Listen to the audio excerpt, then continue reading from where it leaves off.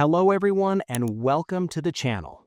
In today's video, I'm going to guide you through playing Monoposto multiplayer with your friends. Since the game doesn't have a direct invite button yet, we have to use a specific matchmaking trick to get into the same race.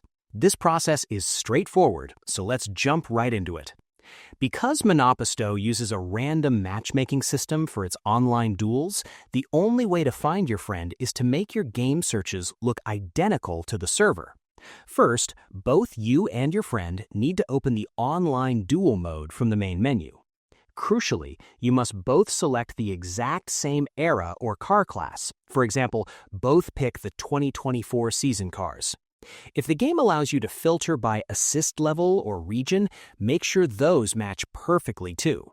The goal is to narrow down the pool of players so the game has to put you together.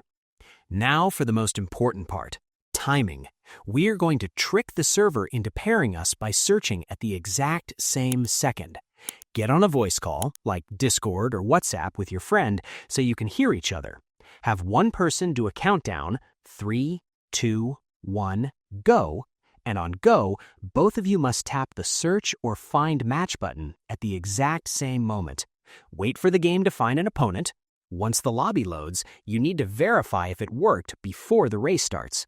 Look at the opponent's name at the top of the screen. If it matches your friend's name, you are good to go. Race hard. If you matched with a random stranger, simply back out of the lobby immediately. Wait about 10 seconds to let the random player find someone else, and then try the 3, 2, 1 countdown again.